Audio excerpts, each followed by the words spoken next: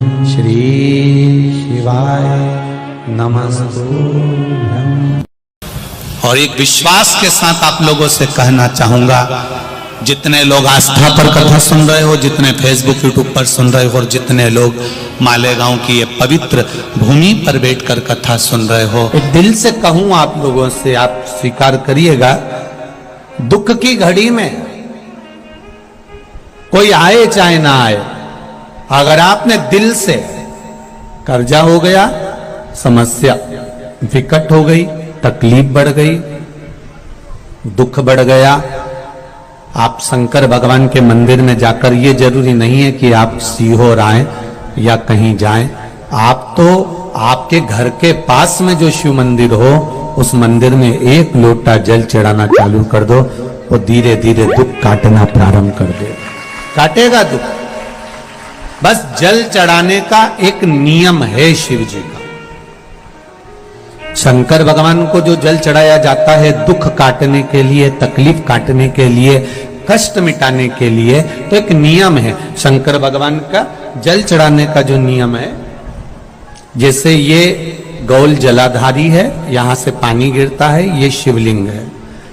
ये दो जो भगवान का पानी जहां बहकर जाता है ये गोल में से, तो यहां जो स्थान है, ये सीधे भाग पर गणेश जी विराजमान है, लेफ्ट भाग में कार्तिकेय जी है, बीच में एक मोटी सी लाइन होती है जहां अशोक सुंदरी है, ऊपर से जो बूंद बूंद पानी गिर रहा है वो शंकर भगवान की 5 लड़कियां हैं, जया, विषहरा, शामलीबारी, दौतली और देव।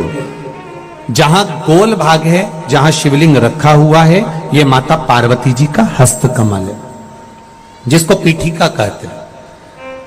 महाराज, जल चढ़ाने का नियम है, जब हमारे ऊपर दुख होता है, तकलीफ होती है, कष्ट होता है, बड़ी दिक्कत परेशानी होती है, तो हम जल चढ़ाते हैं। तो उस जल को चढ़ाने का नियम है, पहले गणेश जी का स्थान, कार्तिकेय का स्थान, अशोक सुंदरी की जगह, फिर माता पार्वती की पीठिका, उसके बाद जलाधारी को स्मरण कर कर जल धीरे धीरे शंकर भगवान पर छोड़ा जाता है। जब धीरे धीरे शिव जी पर जल चढ़ाएं, उसके बाद में आप अपने मन की कामना जब जल चढ़ाते जाएं और बाबा से कहते जाएं, बाबा रोज कामना कहने की जरूरत नहीं है, एक बार आप कामना करो और उसके बाद जल चढ़ाना प्रारंभ करो, और उसको कहना जरूर, तेरे दरबार से कोई खाली नहीं गया मेरे शंभू, मैं नहीं जानती, मैं तो इतना जानती हूं कि कंकर शंकर है और तू सुनता जरूर है। ब्रह्मा ब्रह्म लोक में है, भगवान विष्णु वैकुंठ लोक में है, पर मृत्यु लोक में मेरा देव अधिदेव महादेव है, मेरी सुनेगा जरूर। और बाबा से विनय कर कर आप आइए। जल चढ़ाने का नियम, अगर दुख है, तकलीफ है, कष्ट है, तो ऐसे चढ़ा दो, और अगर मन कर रहा है डायरेक्ट शिव जी पे चढ़ाना हो तो तुम्हारी मर्जी, उसमें कोई मना नहीं। शिव तत्व किसको कहते हैं? शंकर का गुणगान, शिव का स्मरण, भगवान शंकर का मंत्र जाप किसको कहते हैं? ये वही समझ सकता है जिसके भीतर शिव समाया होगा। और एक विश्वास के साथ आप लोगों से कहना चाहूंगा, जितने लोग आस्था पर कथा सुन रहे हो, जितने फेसबुक यूट्यूब पर सुन रहे हो, और जितने लोग मालेगांव की ये पवित्र भूमि पर बैठकर कथा सुन रहे हो, आप दिल से उसकी कथा सुनना। इस वाणी का, इस व्यासपीठ का एक शब्द हो सकता है, हॉस्पिटल में पड़ा हुआ कोई व्यक्ति, कर्जे में डूबा हुआ कोई व्यक्ति, गलत व्यसन में पड़ा हुआ कोई व्यक्ति को आपके द्वारा निकली हुई वाणी से भी बाहर निकाल सकता। किसी ने, सियोर वाला महाराज कहता है, एक बार चले तो जा शंकर जी के मंदिर में, उसने पत्र में लिखा। जब वो सियोर वाला महाराज कहता है, चिल्ला चिल्ला कर कहता है, एक लोटा जल सारी समस्या का हल, तो जा। 7 साल में उस बच्चे की वाणी वापिस आ सकती है जो वाणी नहीं थी।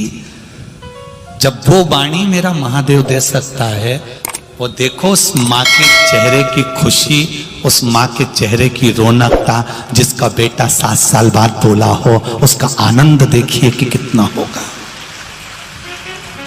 कितना आनंद होगा। एक बात और अच्छे से समझ लीजिए, जो बच्चे चिड़चिड़े होते हैं, चाहे घर में बेटे हों, बहुएं हों, सास हो, ससुर हो, परिवार में छोटे छोटे बच्चे हों, चिड़चिड़ प्रवृत्ति करते हों या चिड़चिड़ा स्वभाव हो, जरा जरा सी बात में क्रोध आ जाता हो, बोलने का भान नहीं रह पाता हो, शब्दों के बाण चलते हो, तो महाराज प्रदोष के दिन, प्रदोष काल में बेलपत्री के पेड़ के नीचे एक जो पत्ता आपके पास में हो, पान का मिल जाए तो पान का, पीपल का मिल जाए तो पीपल का, बेलपत्र का मिल जाए तो बेलपत्र का, उस पत्ते पर मात्र थोड़ा सा शहद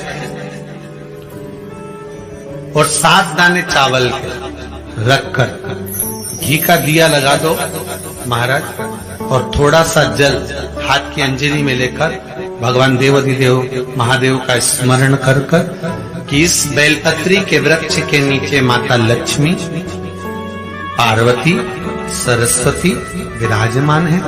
इसी बेलपत्री के पेड़ के नीचे मेरे देवाधिदेव महादेव का 12 ज्योतिर्लिंग का स्वरूप प्रकट है। उनका स्मरण कर जल चढ़ा दीजिए और उसका स्मरण कर लो जो चिड़चिड़ प्रवृत्ति करता, क्रोध करता, जिसको बोलने का भान नहीं होता हो, सम्मान नहीं देता हो, अपशब्द कहते हो, उनका स्मरण कर आप छोड़ेंगे।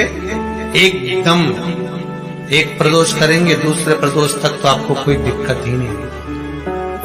2-3 प्रदोष कर देखिए, बाबा कृपा कर।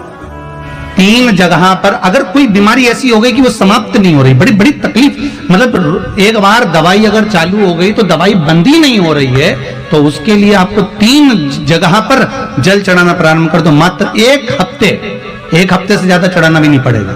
जैसे 1 हफ्ते आप टेबलेट लेते हो, गोली लेते हो, 1 हफ्ते चढ़ाना प्रारंभ कर दो। सबसे पहले बेलपत्री के पेड़ के नीचे क्या करना है, जल का पात्र लेना है, उसमें 2 दाने चावल के डालना, 2 दाने अक्षत के डालिए। पहले बेलपत्री के पेड़ के नीचे जाओ, वहां जल चढ़ाओ, फिर जाइए पीपल के वृक्ष के नीचे, वहां जल चढ़ाइए। आखिरी में या तो शमी के नीचे या फिर आंवले के नीचे, इन दोनों में से कोई एक वृक्ष जिसके नीचे। पर 1 हफ्ते अगर आपने आंवले में चढ़ाया है तो आंवले में ही चढ़ाना, शमी में चढ़ाया है तो शमी में चढ़ाना है। ये बदल के मत चढ़ाना कि आज मैं शमी में चढ़ा देता हूं, कल आंवले में चढ़ा दूंगी, ऐसा नहीं। शंकर भगवान पे चढ़ा हुआ जल जो बहकर जाता है उसको 3 जगह पर जरूर लगाना चाहिए। ध्यान से सुनिएगा। 9 ग्रह जो शरीर पर राहु, केतु, मंगल, बुध, शनि परेशान करते हैं, उसकी समाप्ति के लिए शिव पर चढ़ा हुआ जल नैनों पर, कंठ पर, मस्तिष्क पर, 3 जगह पर जिसके प्रतिदिन शिव पर चढ़ा हुआ जल लगता है उसको कभी 9 ग्रह परेशान नहीं कर सकते। शंकर की कृपा बरसती है, शंकर की करुणा। रुपए कमाओ, 1.25 रुपए खर्च होता हो, पैसा हाथ में नहीं दिखता हो, तो शिव महापुराण में बड़ा सुंदर वर्णन किया गया। दीप महत्वता, घर में 2 दिए हमेशा रखना चाहिए, घी का दिया हो चाहे तेल का दिया। ज्यादा से ज्यादा दियों को बदलना नहीं चाहिए। जैसे मालूम पड़े आज ये वाला दिया लगा दिया, फिर 15 दिन चला उसको फेंक दिया, दूसरा दिया लगा दिया। शास्त्र कहता है, शिव महापुराण कहती है, जिसके घर में दिया एक लेता है और वही दिए में निरंतर बत्ती लगती रहती है तो उसके घर में संपदा की वृद्धि होती रहती है। दिया ज्यादा नहीं लगता, संपदा की।